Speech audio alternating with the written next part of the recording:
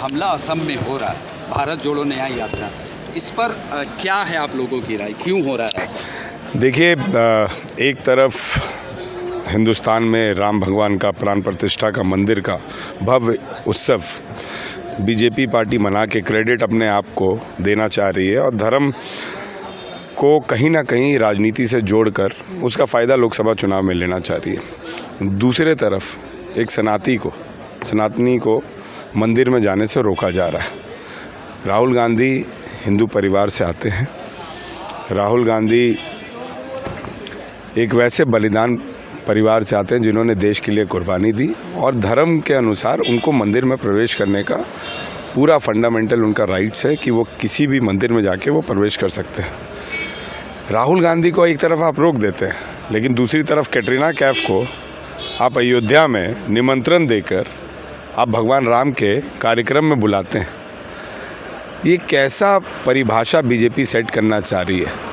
जाति को जाति से, धर्म को धर्म से लड़ाकर लोकसभा चुनाव जीतने के लिए जितने भी हथकंडे हैं वो सब अपनाना चाह रही है।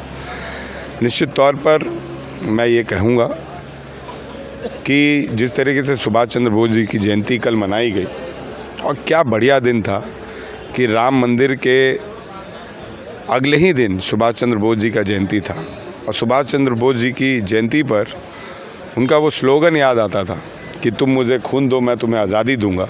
लेकिन सुभाष चंद्र बोस ने कभी उस खून की परिभाषा नहीं बताई कि वो मुस्लिम का खून होगा, कि हिंदू का खून होगा, कि कुर्मी का होगा, कि एसटी का होगा, कि जनरल का होगा। सुभाष चंद्र बोस ने बोला वो हिंदुस्तानी का खून होना चाहिए। और हिंदुस्तान में राम महोत्सव मनाकर खाली हिंदू ही खुश नहीं है, मुसलमान भी खुश हैं।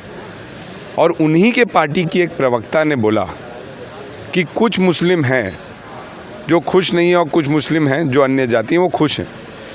तो ये तो उन्हीं की प्रवक्ता बोल रही हैं, वो एक मुस्लिम प्रवक्ता है, उनका मैं बाइट सुन रहा था। और जिस तरीके से राहुल गांधी जी पे कार्रवाई की गई, ये कहीं ना कहीं हिंदुस्तान को ऑल इंडिया पे नहीं बल्कि पूरे विश्व पर एक कहीं ना कहीं ब्लैक मार्क या ब्लैक धब्बा के रूप में आप साबित करने की एक परिभाषा आज से ट्रेंड्स शुरू कर दिए। मैं समझता हूं कि किसी भी तरीके से ये चीज़ नहीं होना चाहिए था।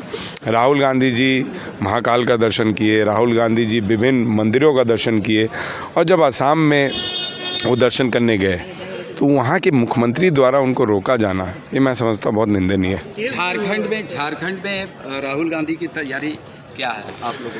देखिए, राहुल गांधी जी झारखंड में आ रहे हैं। 804 किलोमीटर का यात्रा वो कर रहे हैं। 13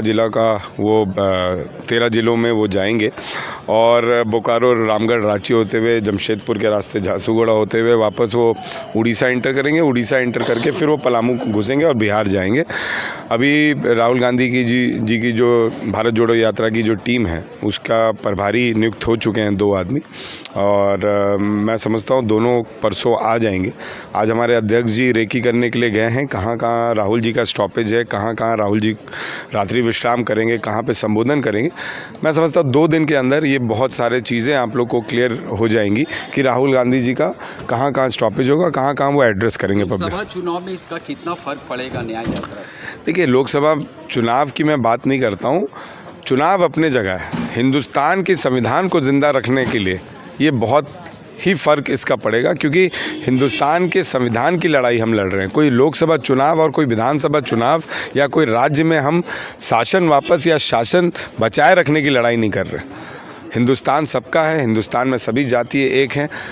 मैं हिंदू धर्म से आता हूँ और भरपूर रूप से अपने धर्म को सम्मान करना मेरा कर्तव्य है। और आपने देखा होगा जिस तरीके से राम महोत्सव मनाया गया, मैंने भी राम महोत्सव मनाया, लेकिन फ़र्क यही था कि मेरे राम महोत्सव के पंडाल में भगवा के साथ हिंदुस्तान का तिरंगा का भी कपड़ा था। खाली भगवा ही नहीं था, क्योंकि मैं हिंदुस्तानी हूँ और हिंदुस्तानी होने के नाते सत धर्म की रक्षा करना मेरा कर्तव्य बनता है।